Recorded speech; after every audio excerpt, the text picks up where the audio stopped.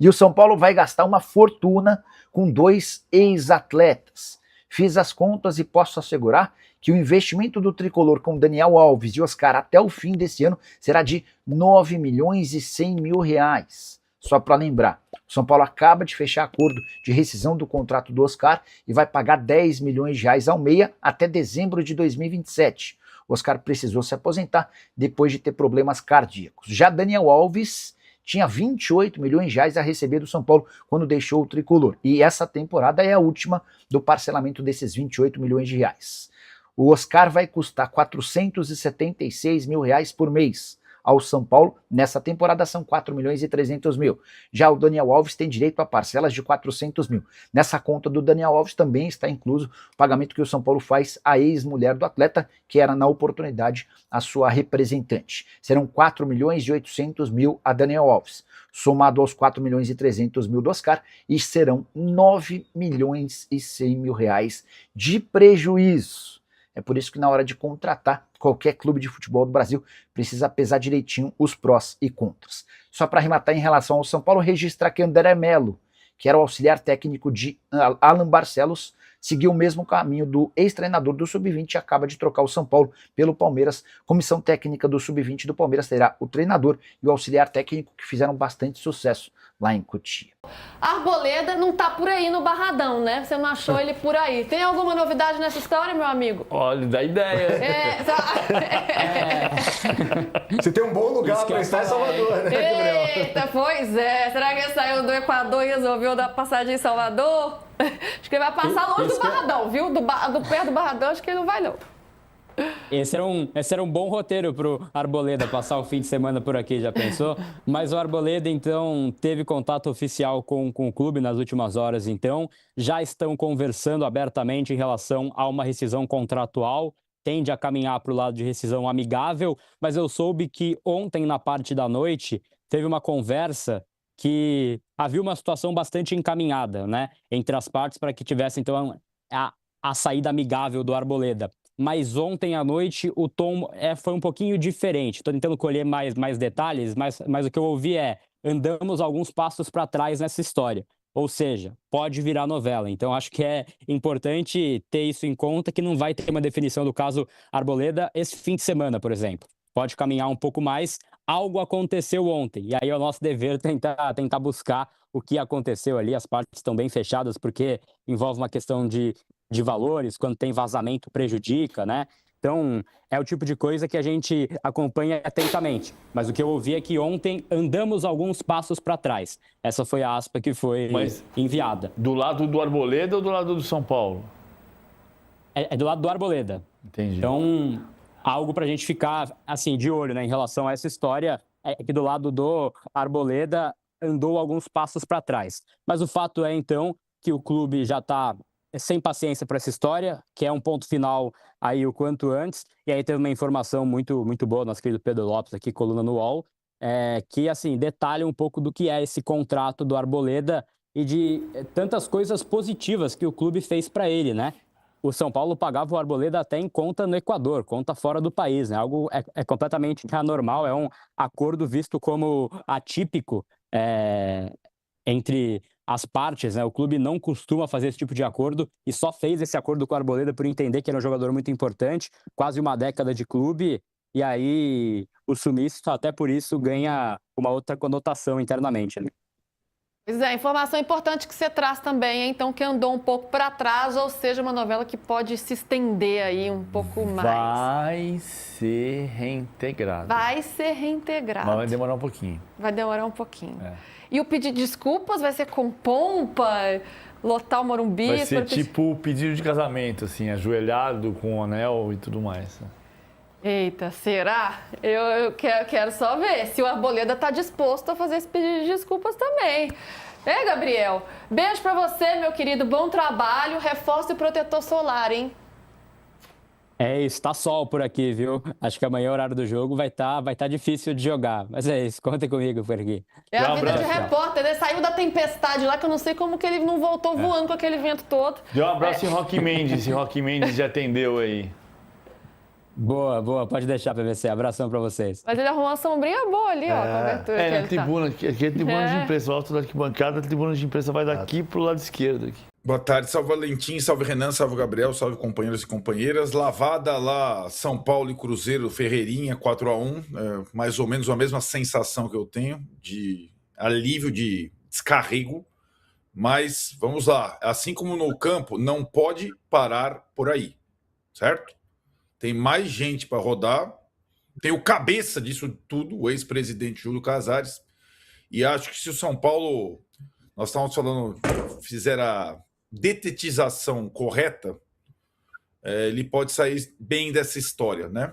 Lembrando que alguns outros clubes têm muita dificuldade de expulsar a gente, o São Paulo também tinha, e acho que simbolicamente, quem faz mal ao clube, quem faz mal à instituição, quem lesa a instituição, tem que ser expulso e pagar por isso também financeiramente, né? Que é o caso. E tem que chegar no presidente, pior presidente da história do São Paulo, quem comandava todo o clube nessa gestão horrorosa, Júlio Casares. Renan, martelo da eliminação, martelo do fim da crise. E aí, Douglas e Mara oficialmente tirados do São Paulo. Pô, cara, espetáculo, né? Acho que a maior vitória da semana até aqui, primeiro desculpa, boa noite, amigos, amigas, Valentim, Arnaldo e Gabriel. Acho que a maior vitória da semana foi essa, né? E como o Arnaldo falou, é só o começo. Ontem participei de uma live na Arquibancada Tricolor e eles fizeram uma retrospectiva. Como começou todo esse processo de investigações, né? Cara, se o bolo tivesse sido repartido direitinho, no caso do camarote, a Mara Casares, que hoje foi expulsa, provavelmente seria a próxima presidente do São Paulo. Possivelmente, vai. Né? É uma loucura isso, cara. É uma loucura, né? Então, o nome da mulher, o Gabriel vai me lembrar, é Cássia, Rita de Cássia, né? Rita de Cássia, Adriana Prado.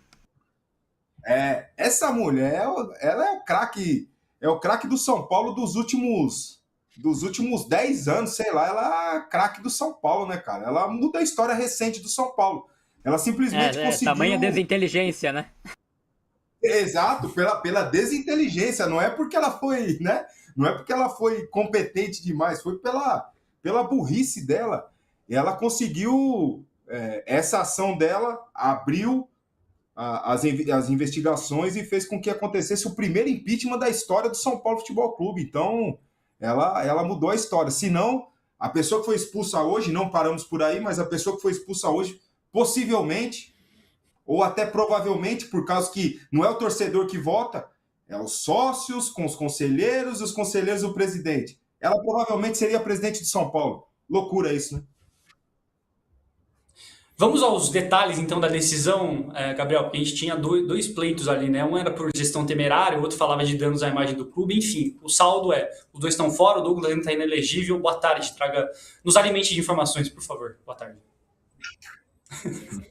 É isso, muito boa tarde, Valentim, muito boa tarde, Arnaldo, Renan, os amigos do UOL. Pois é, né, votação em 5 tópicos por cabeça, né, 10 votos totais aí do Conselho Deliberativo e todos passaram, todos aprovados. O primeiro de cada um era uma rejeição de preliminares por ali, algo básico também dessa questão, e aí teria condenação, suspensão, né, todas as possibilidades aí que foram levantadas e os conselheiros optaram então pela expulsão de Douglas e Mara. O caso da Mara, de fato, era algo que havia maior otimismo, porque a Mara foi quem recebeu esse camarote, de certa forma, né? Então era o nome mais exposto. Agora, o Douglas tinha uma dúvida, ele teve 6 votos a menos pela expulsão. E isso eu acho que tem uma explicação no movimento.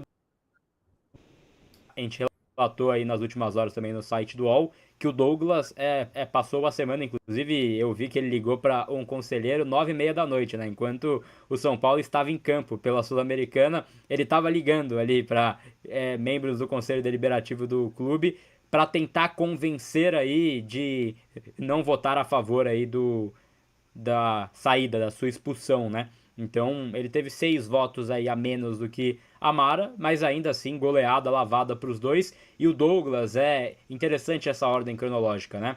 Ele foi mencionado lá no caso Jack, né? No caso Under Armour, lá em 2015. Já era um nome mencionado, ele, Júlio Casares, Serafim, que ainda orbita o clube.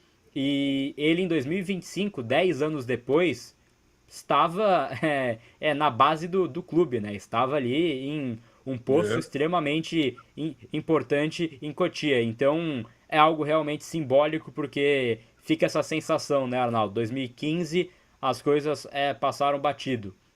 Esse ano, não. Exato. E acho que é algo realmente importante, né? Essa é a maior Faz todo vitória sentido, do São Paulo na semana, Arnaldo? Pode falar, pode falar. Não, eu acho que, Valentim, o Renan também está tocando nesse ponto. Eu acho que essa comparação do Gabriel é importante, porque o São Paulo já teve um momento parecido com esse e as coisas ficaram debaixo do tapete, né? Inclusive, o nome do Douglas estar naquele escândalo de década passada e estar agora talvez não seja mera coincidência. A situação, lembrando que muita gente tentou manter o Casares no poder, e o presidente à época, o Aidar, que voltou ao Conselho Consultivo, foi quem aconselhou o Casares a não renunciar. Tem muita coisa misturada, e acho que esse basta que o São Paulo, o São Paulino, em geral, conselheiro inclusive, está dando a essa bandalheira, é muito importante, é simbólico. Eu tenho vários colegas e também amigos corintianos que estão considerando esse ato, as atitudes do São Paulo muito importantes e que deveriam servir de inspiração no Corinthians, que tem, por exemplo, 3 ex-presidentes na fila de espera da suspensão ou expulsão, e que as coisas estão passando. E eu só falei que não pode parar por aí porque tinha um responsável maior por aquilo tudo, que era o presidente do clube, que está envolvido em outras coisas. Nosso colega, né, Valentim, Gabriel e Renan, Pedro Lopes, a matéria de hoje, não é de ontem, a matéria de hoje, quinta-feira, mostra o montante de cortesias e camarotes e desvio, o que significa aquilo tudo, sob a gestão do Casares, e acho que tem que chegar até ele.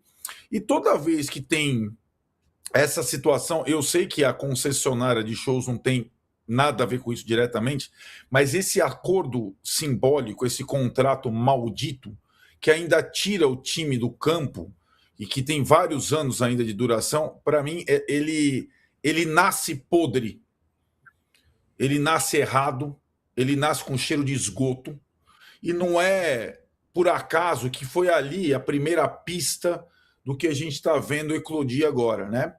Então, o Morumbi nunca foi uma casa de shows. A casa de shows se mostrou promíscua, né? Como foi chamado pelo promotor, né, Gabriel, lá o tal do... Qual a expressão que ele usou? Caça-níquel, né? Caça-níquel, né? O Morumbi virou uma casa caça-níquel, que é uma vergonha. Todo mundo que tiver envolvimento na transformação do Morumbi em caça-níquel tem que ser expulso do clube, né? Quem sabe daqui a alguns meses a gente consiga viver numa próxima gestão uma coisa mais um pouco menos podre, um pouco menos suja, né? E só acontece assim se você varrer da sua convivência. Vamos lembrar também que há pouco foi expulso do quadro associativo, não do clube, não nesse rito, mas num outro tipo de situação, o Márcio Carlomagno, que era o braço direito do Casares, CEO, e que até pouco tempo, né, Renan, estava dando ordem no CT da Barra Funda lá, estava chamando a atenção da galera. Cara, favorito, demais. Tudo isso, né? Um dos favoritos. Cara, vai vendo. E tudo isso de dezembro para cá, gente, né? É muita coisa. Nós estamos apenas em abril. E o time está sobrevivendo a isso. E o torcedor também, de alguma forma. Só que o torcedor quer justiça, né? O torcedor não quer mais... Pode falar, Renan. Não, conclui, por favor, desculpa. Não, eu acho que é simplesmente isso. Eu acho que o torcedor do São Paulo, curiosamente, e até o organizado, né? Que é curioso. O torcedor, até o organizado, ele não está se envolvendo na troca do Crespo pelo Roger, por exemplo, que a gente ficou amaldiçoando aqui. O torcedor organizado, até o organizado, ele está em cima desses fatos, né? Desses fatos em relação ao clube, e por isso que soa como vitória mesmo. A torcida do São Paulo também sabe que para voltar a ganhar jogos, campeonatos, tal, você precisa limpar a casa. E limpar a casa significa também expulsar gente ruim. É o que está acontecendo. Fala pessoal, estamos aí com atualizações importantes do São Paulo. Se inscreva e ative o sininho para receber mais atualizações do Tricolor. Deixe seu like, que é muito importante para o crescimento do canal. Utilize o espaço aqui embaixo para registrar sua opinião. Ficamos por aqui com mais esse giro de notícias. Um abraço e até o próximo vídeo.